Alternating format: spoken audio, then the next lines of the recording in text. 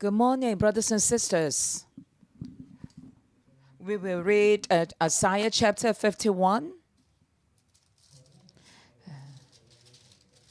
So yesterday, Pastor HK has shared with us the songs of the servants. So Isaiah, as well as the communities of Isaiah, sent out the message. And what's the response of the people in captivities? They self-victimized. They will rationalize what the wrong things that they did. So you can see that the servants of the Lord in that stage, they were persecuted with lots of difficulties, lots of unrighteousness and darkness. And also men would refuse to listen, and they would doubt, and they refused to listen to the voice of God. So that's why every morning that God would like to remind them, would like to speak into their ears. Yesterday, at the end of the passage, so that we are told that the people would like to use their own ways to light the fire for themselves. Yet God told them that definitely you will lie down in torments. God will raise up his servants at the same time. At the same time, God's people will face a lot of struggles. So in between the two songs of servants, and we will come to the chapter 51. So in facing this kind of struggles, God will give them some kind of comfort. So the title today is God's People. So God's people should listen to the songs of comfort. And the first session is from verse 1 to 8. So in verse 1 to verse 8, there are 3 times of listen to me, listen to me, listen to me. The first one is found in verse 1 and then verse 4 and verse 7. Once again, God asks his people to listen to me. What do they listen? The first one. Listen, listen, listen. God has saved. So take a look at verse 1 to verse 3. So the first word actually is the imperative verb. It's an imperative verb, shema, listen. Listen to me, you who pursue righteousness and who seek the Lord. So what is it about listening to God? And look to the rock from which you were cut, and to the quarry from which you were hewn. And then in verse 2, and you need to look to Abraham, your father, and to Sarah, who gave you birth.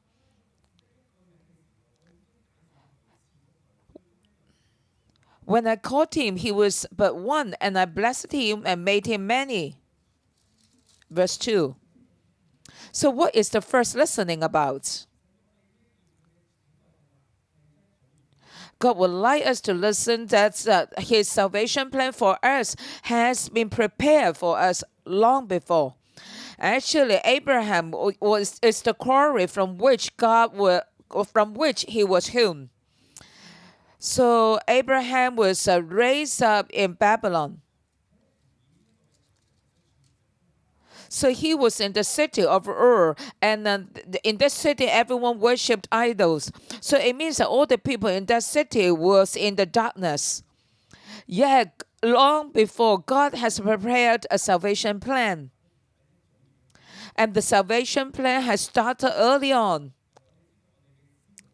So since we know about our forefathers' sins against God at the very beginning, and they were driven out of the Garden of Eden, yet God has promised us with the salvation. And then later on, the whole land sinned against God, and then the flood came. And then God used the family of Noah as a salvation plan. And then later on, all the people on the land sinned against God again. Then God raised up the family of Abraham. And Abraham was the person who responded to the call of God. And he was the first step of the salvation plan.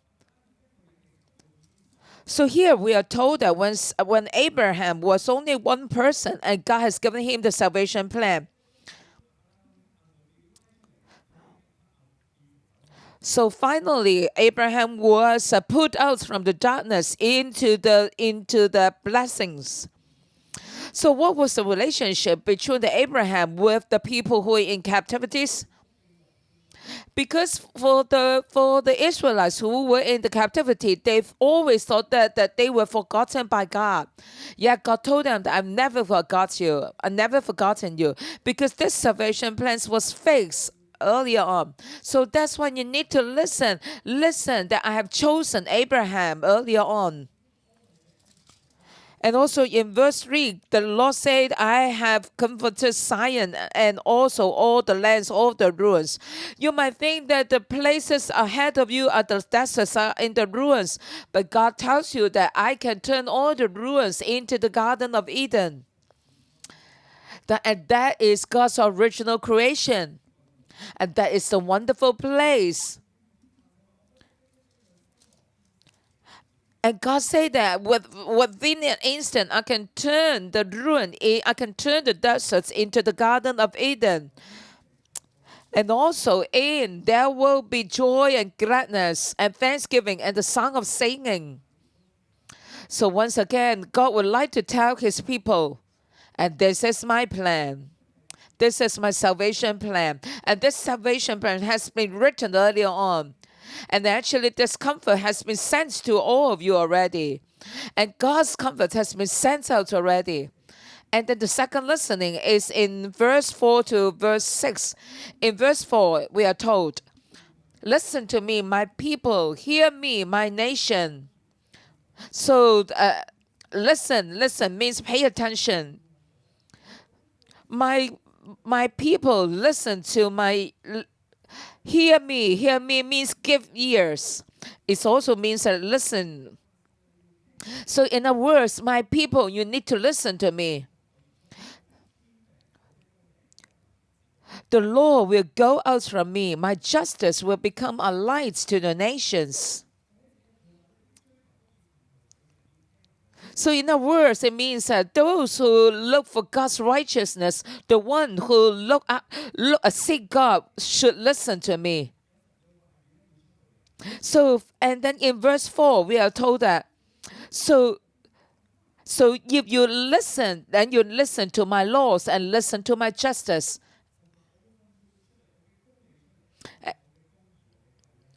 So in verse 5, it tells us that, and God's righteousness and God's salvation will come out.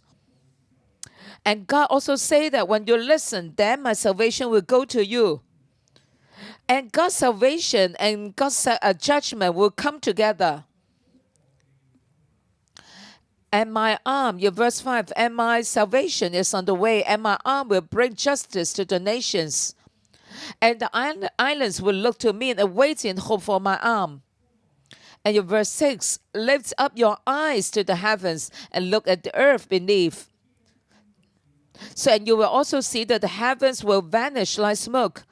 And also you will see the earth will wear out like a garment, and its inhabitants die like flies. Yet, but my salvation will last forever. My righteousness will never fail. And God said to his people, I have saved you. Yet the salvations go together with God's judgment. So a lot of us will ask a question. God, please save us, rescue us. God, it seems that you never seen all this unrighteousness on the land.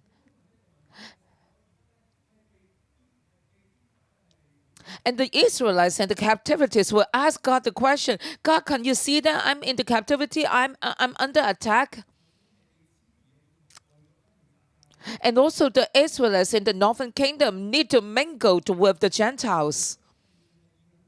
And also the Israelites in Judah, they become the second-class citizens. So God, where is your righteousness? So God, where is your salvation? So in reality, we also ask God the question, God, when will you save me and rescue me? Lord, when will your righteousness come out? So, brothers and sisters, you need to listen. Actually, God's salvation and God's judgment will come together. Sometimes God's salvation will not come to us right away because why? He doesn't want to judge us right away as well. So in verse 4 to verse 6, where is God's comfort? Yes, in the face of the situation like this, and God said that my salvation will last forever. So my people, you need to listen, because my salvation will last forever, and my righteousness will never fail. So even though we cannot see it with our physical eyes, yet this thing still exists. So you need to listen to me clearly that my salvation is still with you. So my people, you need to listen and believe. And the third listening is in verse 7 to verse 8. It's the same with the verse 1, Shema. Shema means listen, hear me. What kind of people should listen? The people who know what is right, the people who have kept God's law in their hearts should listen. So once again, God asks his people to listen. What should they listen about? Do not fear the reproach of men, or be terrified by their insults. So for the people at that time, they were facing this kind of persecutions. And the people will insult God's people. And they even insulted their God. So for King Hezekiah, when he was facing the persecution, he was also facing a lot of insults from men. And the people would even tease him, saying that, where is your God? So don't you think that our God has been defeating your God? Where is your God? This is what the people said to God's people at that time. Yet God said, for the people who know what is right, who have kept his law in their hearts, then they need to hear God. And God, in our words, they say that we need to listen. Then you will receive salvation. And for the people who attack you, who persecute you, they will be eaten up by the moth. The judgment will come upon those people who attack God's people.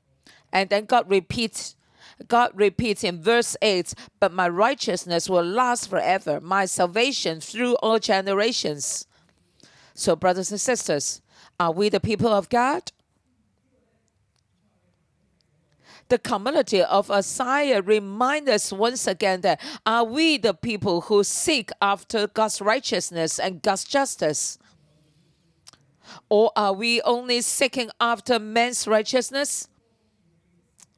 In verse 7, the righteousness, the justice refer to God's righteousness and justice. So do we keep God's laws and God's justice in our hearts? And God said that if you are the people like that, if you are the people who seek after God with your heart, then God said that my comfort has come to you, that my salvation has come upon you. So brothers and sisters, we do not need to be terrified by the unrighteousness of the land, and we do not need to seek our own righteousness. In verse 1 to 8, God comforts us. How did God choose Abraham? How did God choose Israelites as his people? And God still chooses us, and he will never forget his covenant with us. And the second point is in verse 9 to 16. Don't ever forget God, who is our Savior, our Creator. Here we are told that, awake, awake. And here God is saying a prophecy, a prayer. And God said that God, your arm of the Lord, awake, awake. You clothe yourself with strength.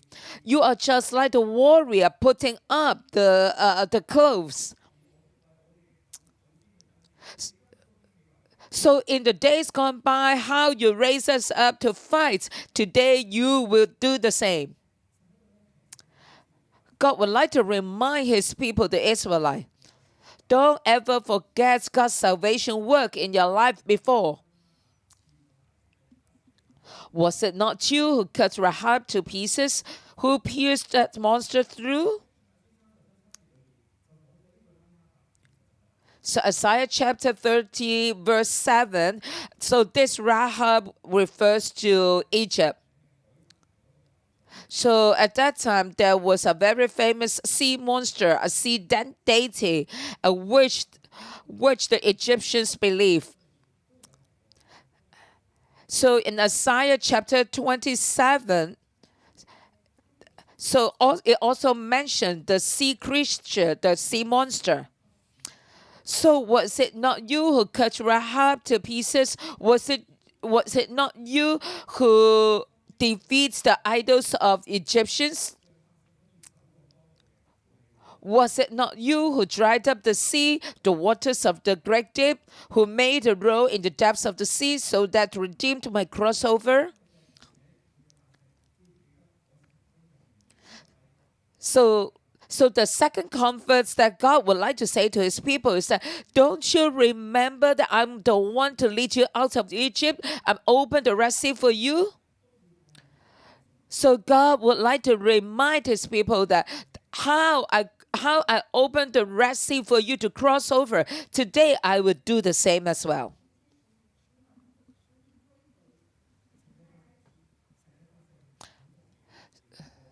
So God's people, never forget how God saved you in the past. Because this is the most powerful comfort that God would like to give us. I believe that every one of us experienced God's salvation. Yet don't ever forget the salvation, his salvation. From verse 12 to verse 16, we should never forget that God is our maker, our creator. And in verse 12, I am the one who comforts you. Who are you that you fear mortal men, the sons of men, who are but grass, that you are so fearful about the authority of the earth? How come you are so fearful about the Babylonians? So Babylonians represents the strong power. So Babylon also represents the financial system of the world today. And God would like to remind us that, what on earth should we be fearful of all these things? When we fear about all these things, it means that we have forgotten that God is the creator of the heaven and earth. For the for the people in captivity, they were very fearful of the oppressors.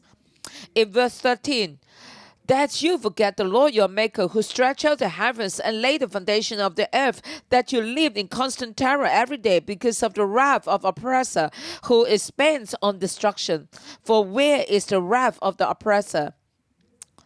So we should not fear our oppressor, and instead we should show fear to our Maker.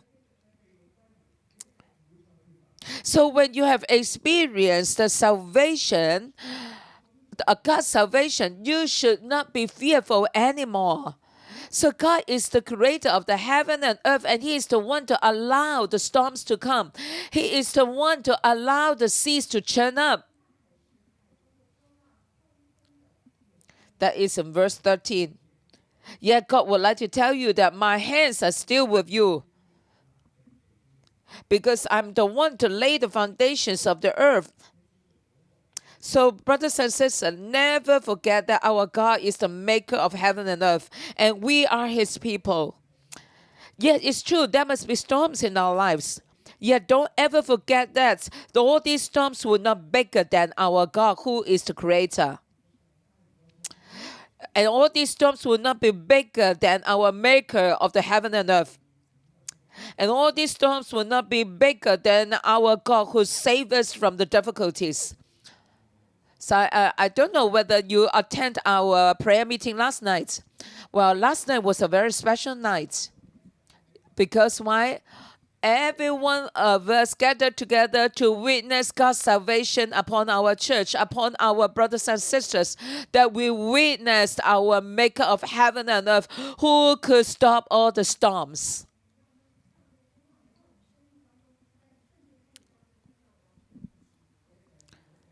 We can witness Pastor Zion and also Pastor Ruby, even though the storms came upon them. So Pastor Ruby faced 2 cancers, and Pastor Zion faced a stroke, and he suffered from stroke. So when the community of the Tree of Life face this kind of situation, we might be fearful, just like the Israelites. Maybe we might be questioning, oh God, where are you when we are facing this kind of attack? But brothers and sisters, don't ever forget that God is the maker of heaven and earth. And God would like to tell us with the 10 Commandments, the Heart's version, that He is the one who loves us so much. So once again, last night, through the sharing of 2 pastors, that we can tell that how God saved them, that God's miracles has been happening to them one after one. We need to believe that God is the one who takes control of everything. Give our claps to our Lord. So, brothers and sisters, God comfort us once again that He is our maker, He is our creator. And then we come to the last point, verse 17 to verse 23. And God's people will not drink the cup of the Lord's wrath. Verse 17, awake, awake, O Jerusalem, rise up. So it seems that God is speaking to the society, speaking to the city. Actually, prophets is speaking to God's people. Awake, awake, rise up, O Jerusalem. You who have drunk from the hand of the Lord the cup of His wrath.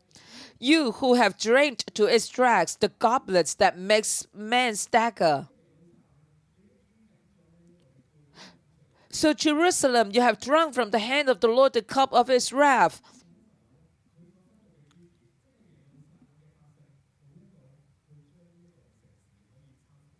Yeah, God said that to Jerusalem and God's people, and none of them could really raise up the city of Jerusalem again, because at that time the whole city was facing a lot of difficulties, sufferings, ruins, famine, and even weapons and swords and destructions.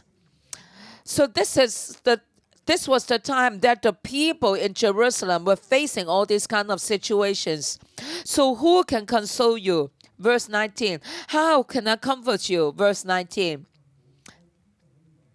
So in facing all this kind of situation, who can comfort you? Who can console you? Verse 19. So the city is in ruins. Who will be the one who can comfort you and console you?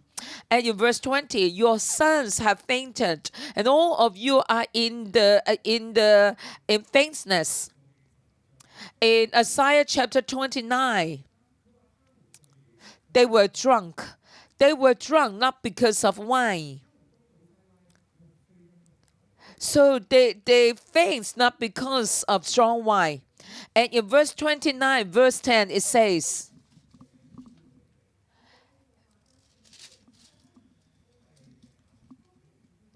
verse 10, the Lord has brought over you a deep sleep. He has sealed your eyes, the prophets. He has covered your heads, the seers. Verse 10 of chapter 29.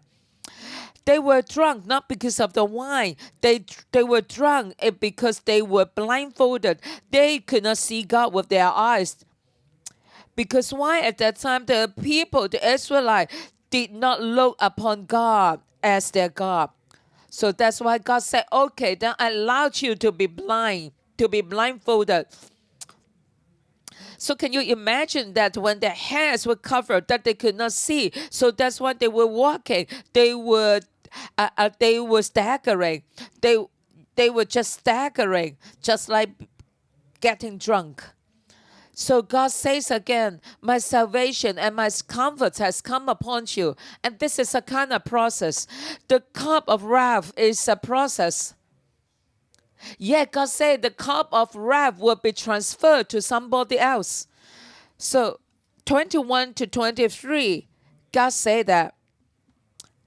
And God said that I will transfer this cup of wrath to the oppressors of the Israelites. And God said in verse 22 that God is the one to defend for his people. If you victimize yourself, if you don't understand how come God allowed you to have all these sufferings, and God would like to say to you once again that your suffering is not because of the wine. You need to listen to my words. You're suffering because of the wrath of God. So brothers and sisters, our enemies are not our own selves. And our enemies are not this darkness, the world of darkness. And the young people, our enemies are not the political entity. In verse 21, here we are told that what we are facing is the wrath of God. And he is the everlasting God. Yet our God is the everlasting God, and he is the one who will defend for us. Listen, here. See, I have taken out of your hand the cup that made you stagger from the cup, the goblets of my wrath. You will never drink again. I will put it into the hands of your tormentors who said to you,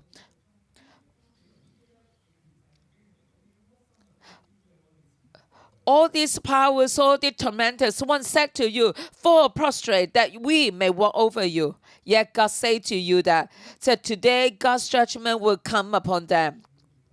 And you will be saved. And you will be comforted. So brothers and sisters, and God's people, listen to the song of comfort. Because God is the one who has saved us and who will continue to save us. And God's people, please listen to the song of comfort. Don't ever forget that God is our maker. God is our creator. He did save us. He did rescue us. And he will continue to save us and rescue us. And his comforts will come with his judgment. But don't forget that the judgment will pass. Because why? He is still the God who loves us. May God's comforts really come every one of us. Amen.